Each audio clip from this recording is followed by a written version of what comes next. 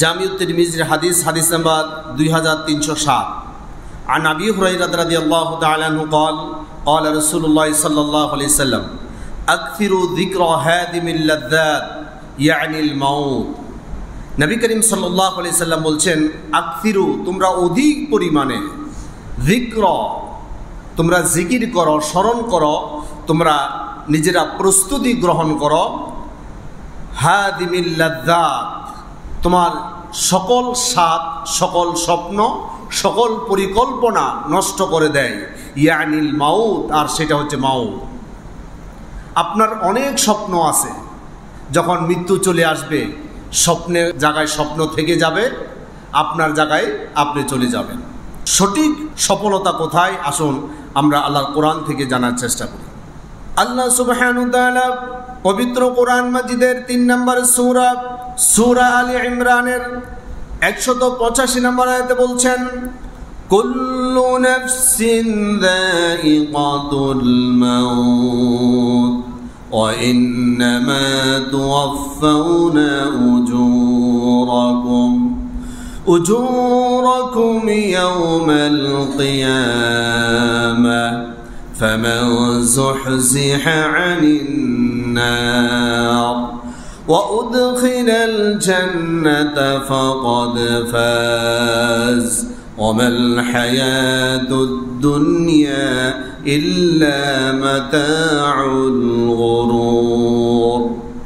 আল্লাহ সুবহানাহু ওয়া তাআলা মানুষের জীবনের সফলতা এবং ব্যর্থতার বর্ণনা দেওয়ার আগেই মানুষের জীবনের একটা ক্রান্তিকাল, মানুষের একটা ধ্বংস, একটা জবাবদিহিমূলক জীবনযাত্রার দিকে সে প্রত্যাবর্তন করতে যাচ্ছে, সেটা স্মরণ করে দিয়ে আল্লাহ তাআলা বলছেন, কুল্লু নাফসিন যায়িকাতুল মাউত, প্রত্যেক মানবকে, প্রত্যেক জীবনকে মৃত্যুর স্বাদ আস্বাদন করতে হবে। যে জীব, শুধু মানুষ নয়, পৃথিবীর মধ্যে যত জীব জন্তু আছে সব কিছু তার একটা পরিসমাপ্তি আসবে। এজন্য আল্লাহ সুবহানাহু ওয়া তাআলা স্মরণ করে দিচ্ছে প্রত্যেক জীবনকে মৃত্যুর স্বাদ আস্বাদন করতে হবে। এরপর আল্লাহ তাআলা বলছেন, ওয়া ইন্নামা তুওয়াফাউনা উজুরাকুম ইয়াওমাল কিয়ামাহ, কিয়ামতের দিন প্রত্যেককে পুরস্কৃত করা হবে। প্রত্যেক মানুষের প্রত্যেক আমলের বিবেচনা করা হবে, বিশ্লেষণ করা হবে, তার পুরস্কার তাকে দেওয়া হবে।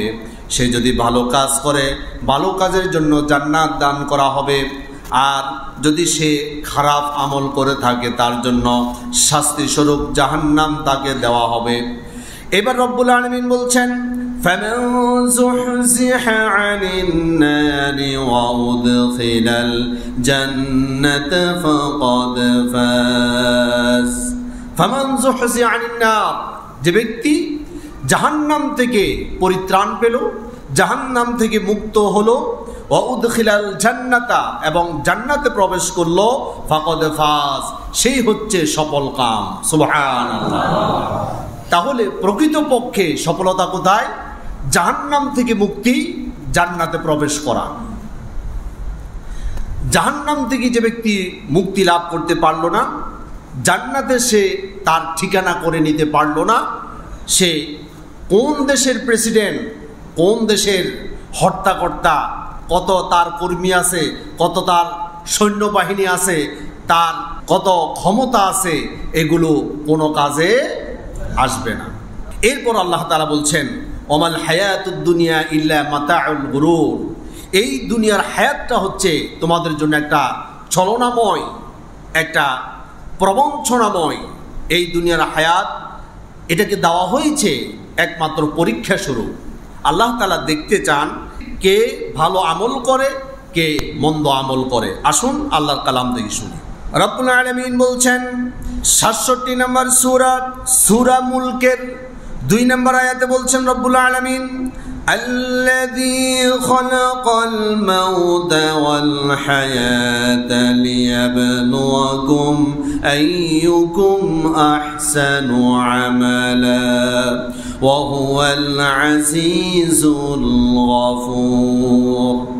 আল্লাযী খালাকাল মাউতা ওয়াল হায়াতা, আল্লাহ রব্বুল আলামিন জীবন এবং মৃত্যু তোমাদের জন্য সৃষ্টি করেছেন লিয়াবলুয়াকুম আইয়ুকুম আহসানু আমালা। আল্লাহ সুবহানাহু ওয়া তাআলা তোমাদেরকে পরীক্ষা করতে চান কে আমল সুন্দর করে, কার আমল আল্লাহর জন্য নিবেদিত করে। এটাই আমার আল্লাহ চাই।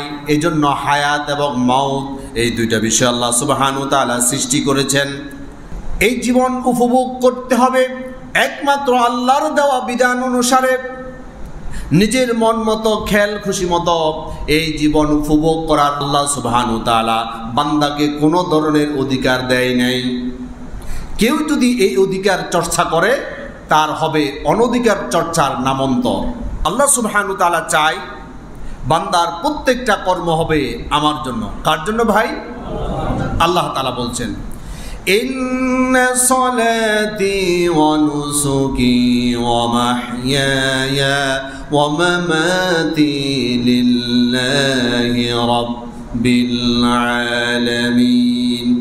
ইন্না সলাতি নিশ্চয় আমার নামাজ, অনুসুকি আমার কুরবানি, ও মাহইয়ায়া আমার জীবন, ও মামাতি আমার মৃত্যু, লিল্লাহি রাব্বিল আলামিন কার জন্য?